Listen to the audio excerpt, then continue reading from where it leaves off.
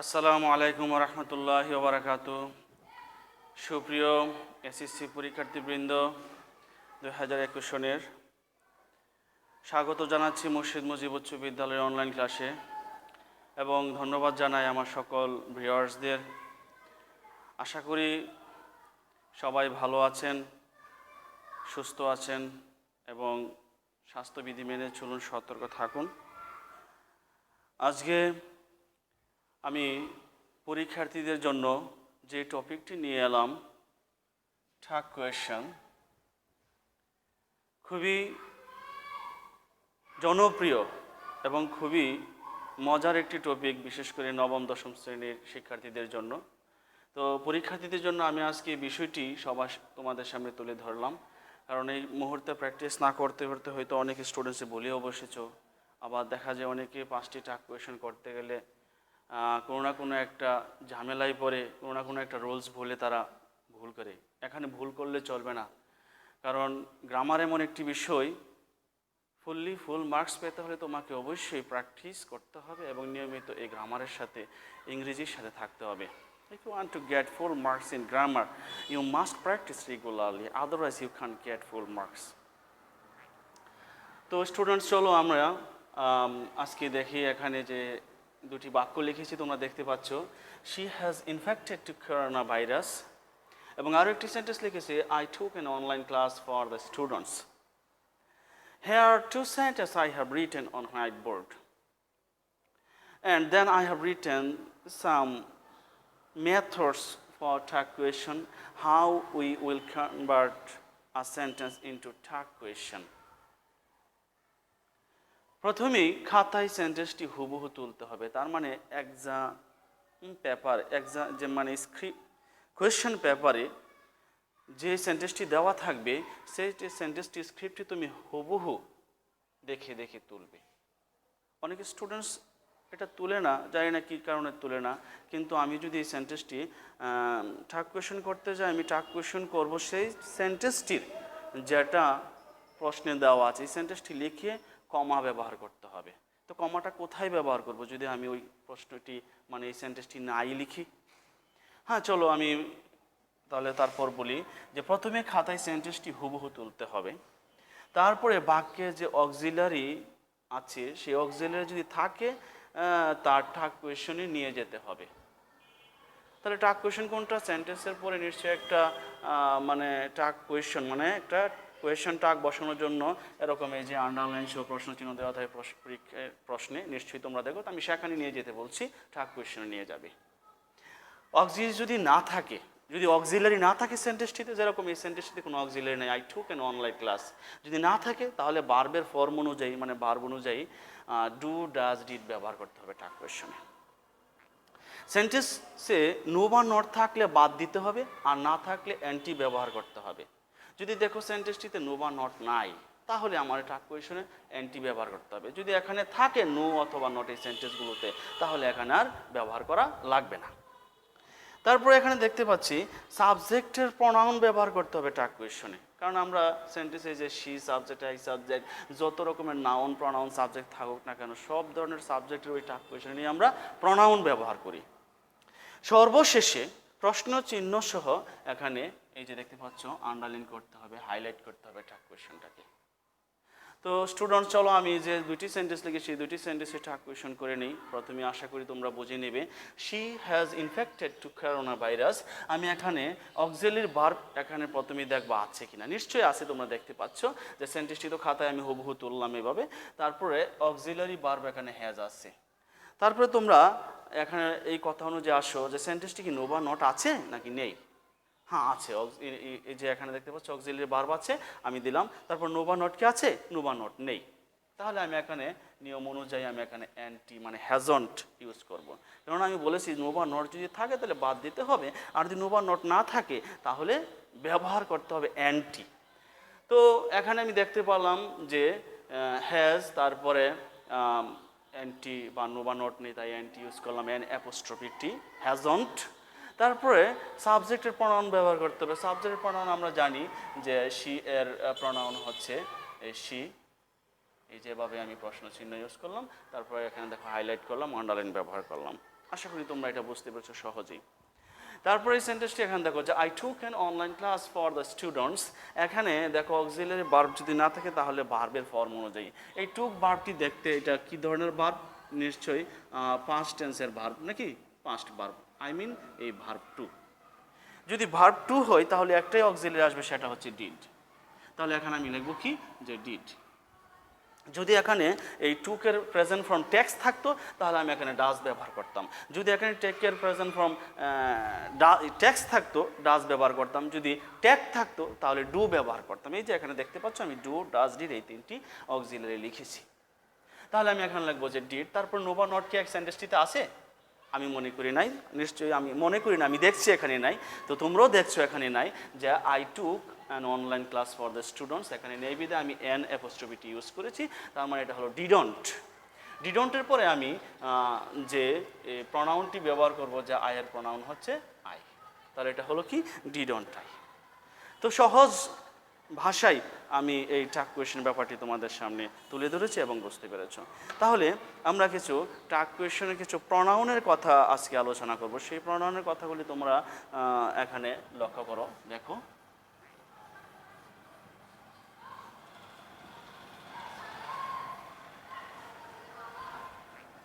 সুপ্রিয় ছাত্রছাত্রীবৃন্দ, তোমরা আমাদের এই বিদ্যালয়ের অনলাইন ক্লাসগুলিতে মনোযোগ সহকারে প্রতিদিন কি কি আপডেট হয় তা দেখবে এবং শিখে নেবে।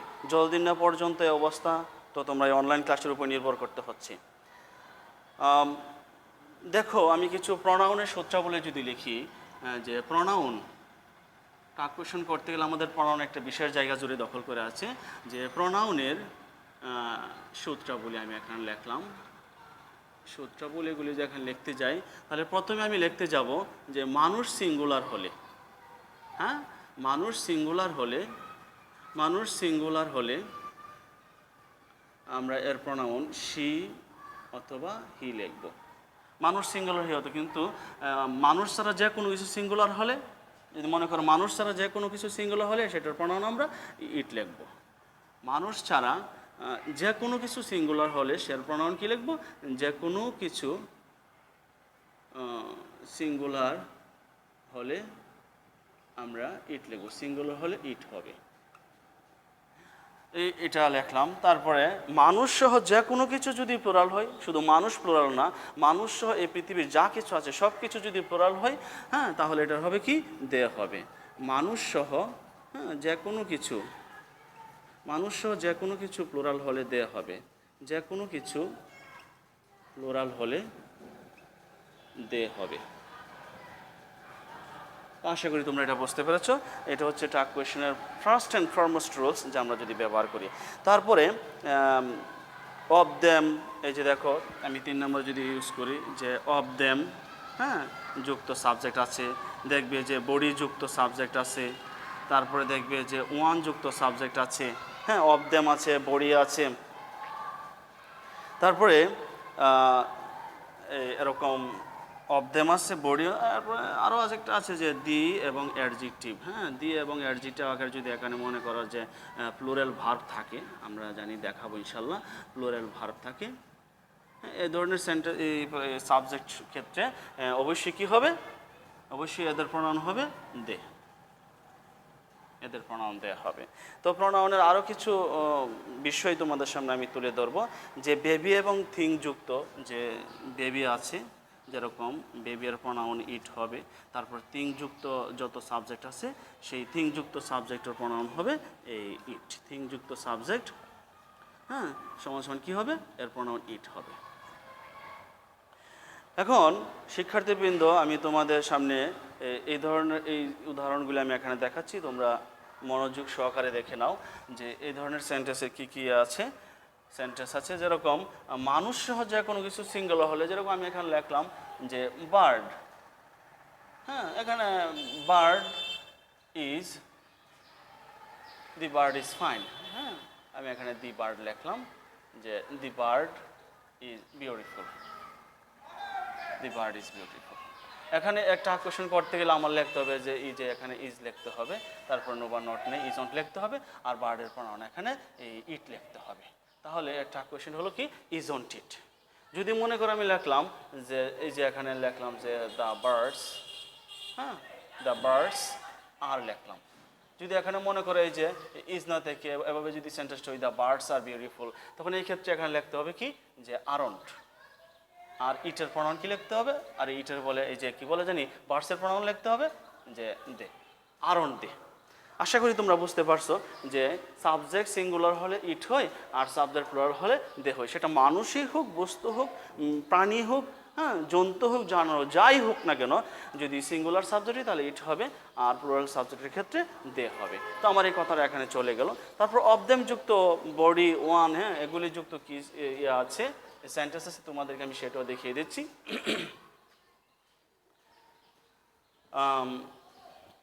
অফ দেম যুক্ত আমি এখানে লিখলাম যে মোস্ট অফ দেম, যে most of them are most of them are infected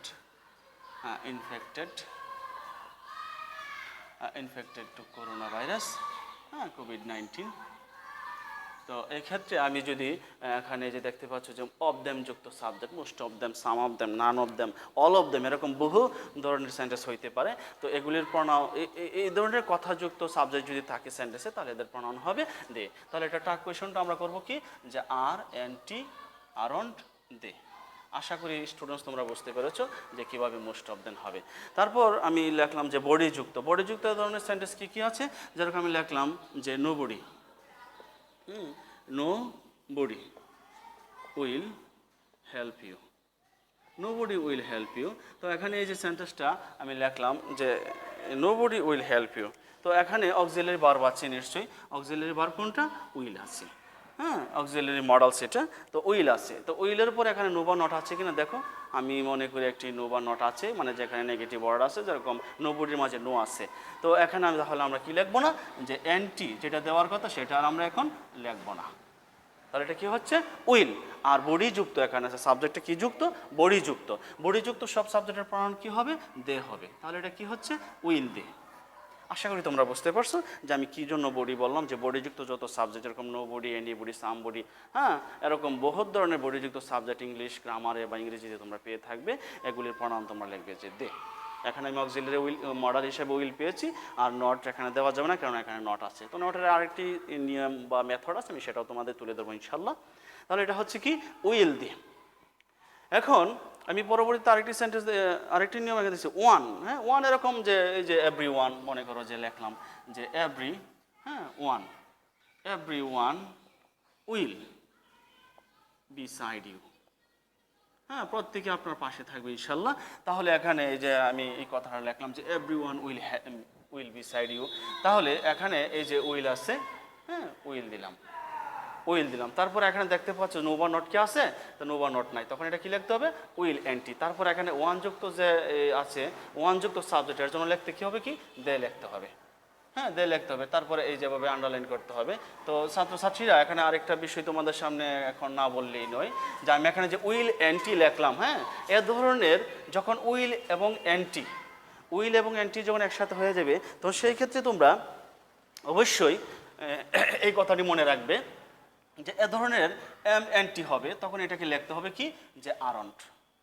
M N T হলে হবে এরকম, কিন্তু আমাদের লিখতে হবে কি এটা সঠিক সংক্ষিপ্ত রয়েছে আরন্ট কিংবা এন্ট, হ্যাঁ, আরন্ট বা এন্ট লেখা যায়, দুটোটাই লেখা যায়। আর এরকম আরও আছে একটি, যেরকম শেল, হ্যাঁ, শেল এনটি, এরকম যখন হবে এটা লেখা যাবে না, তখন লিখতে হবে কি আমাদের পরীক্ষার খাতাতে শান্ট। এরকম এই যে উইল এনটি, হ্যাঁ, উইল এনটি, এটা যদি থাকে তাহলে লিখতে হবে কি ওন্ট, পরীক্ষার খাতাতে বা আমাদের যে কোনো ইয়াতে লিখতে হবে কি ওন্ট। তারপরে আরেকটি আছে, সেটি হচ্ছে যেরকম এই যে খান অ্যান্ড টি, এখানে দেখতে পাচ্ছ যে দুইটি এন আছে, এটা লিখতে হবে এখানে একটি এন, খান্ট। তো স্টুডেন্টস, তাহলে আমার এখানে যে টাগ কোয়েশ্চেনটি উইল এন টি দিলাম, তাহলে এটা কি লিখতে হবে, নিশ্চয়ই তোমরা উপরের এই যে রুলসটা থেকে বুঝতে পারছো যে এটা লিখতে হবে কি ওন্ট। ধন্যবাদ সবাইকে। আমি যেহেতু এই কথাটি যে মাঝখান দিয়ে তুলে ধরলাম, অবশ্যই আমি পরবর্তীতে লিখতাম, তো যেহেতু এসে গেছে সামনে তো লিখে ফেললাম। তারপরে আরও যে এখানে নিয়ম আছে যে দি প্লাস অ্যাডজেক্টিভ যুক্ত, যেরকম আমি এখানে লিখলাম, এটা একটা দা লিখলাম, তারপর একটা অ্যাডজেক্টিভ, মনে করো যে দা, এই যে পোর লিখলাম, হ্যাঁ পোর তো একটা অ্যাডজেক্টিভ, বা অনেস্ট লিখলাম, স্ট্রং লিখলাম, স্মল লিখলাম, হ্যাঁ যে কোনো ধরনের অ্যাডজেক্টিভ লিখলাম। The poor are very happy, হ্যাঁ the poor are very happy, গরিবরা খুব সুখী। অর্থাৎ এখানে এই অ্যাডজেক্টিভের আগে যখন দেখলে যে দা আছে, তাহলে আমি এই কথাটি মনে করব যে দা এবং অ্যাডজেক্টিভ, তারপরে আছে প্লুরাল ভার্ব, হ্যাঁ আর আছে ওয়ার আছে, এগুলি প্লুরাল ভার্ব, তারপরে এস বা ইয়েস ব্যতীত প্রেজেন্ট টেন্সে সেগুলিও প্লুরাল ভার্ব। তাহলে প্লুরাল ভার্ব এখানে আছে, অর্থাৎ এই ক্ষেত্রে আমি লিখব যে এখানে আর এন টি আরন্ট, তারপর লিখব কি দা, এই যে পোরের জন্য দে লিখব। আমি আশা করি তোমরা বুঝতে পেরেছো। ইনশাল্লাহ it will be very easy for you if you follow me how I am converting the sentences into truck question. Now baby thing যুক্ত যে ধরনের সেন্টেন্স আছে, যেমন আমি লিখলাম দ্য বেবি ইজ কিউট, হ্যাঁ the baby is very cute, আমি এখানে কথা লিখলাম the baby is very cute, হ্যাঁ এই কথাটা যদি এখানে লিখি তাহলে এখানে এই যে ইজ আছে, আমি এখানে ইজ লিখবো, নো বা নট নেই, তাহলে ইজন্ট লিখবো, তারপরে এই দি বেবির প্রনাউন হবে কি ইট। তো নিশ্চয়ই তোমরা বুঝতে পেরেছো বেবির প্রনাউন এটা লিখতে হবে। তারপর এখানে আছে থিং যুক্ত, এরকম মনে করো আমি লিখলাম যে নাথিং, হ্যাঁ নাথিং এভরিথিং সামথিং আছে না, বহু ধরনের সাবজেক্ট হিসেবে ব্যবহৃত হয়, যে nothing is impossible, nothing is impossible. তাহলে এই যে সেন্টেন্সটা এখানে লিখলাম ইজ আছে এখানে, আমি এখানে ইজ লিখবো। তারপর নো বা নট সেন্টেন্সটা আছে কিনা তোমরা বলো তো। হ্যাঁ নিশ্চয়ই তোমরা এখন বুঝতে পারছো যে এই নাথিংয়ের মাঝে নো আছে, তার মানে নেগেটিভ ওয়ার্ড, নেগেটিভ ওয়ার্ডের একটা লিস্ট আমি তোমাদের দেখিয়ে দেবো ইনশাল্লাহ। তাহলে এটা লিখবো কি যে এই নট লিখবো না, কেননা এখানে নট আছে। তারপরে এই থিং যুক্ত এর প্রনাউন কী হবে ইট, তাহলে ইজ ইট হচ্ছে। তো আশা করি তোমরা বুঝলা যে কিভাবে এই সেন্টেন্সটিকে আমি ট্রাক কোয়েশ্চ করলাম। এরপর ইনশাল্লাহ পরবর্তীতে আমি তোমাদের আরও কিছু রুলস আছে ট্রাক কোয়েশ্চেনের উপর, সেই বিষয়গুলো তোমাদের সামনে ইনশাল্লাহ তুলে ধরবো। ধারাবাহিকভাবে ক্লাস যদি তোমরা দেখতে থাকো তাহলে ইনশাল্লাহ নিশ্চয়ই উপকৃত হবে এবং তোমাদের যে ক্ষতি হয়েছে সেটা পুষিয়ে যাবে। Now it is finished, no more theory. Thanks for watching my online class.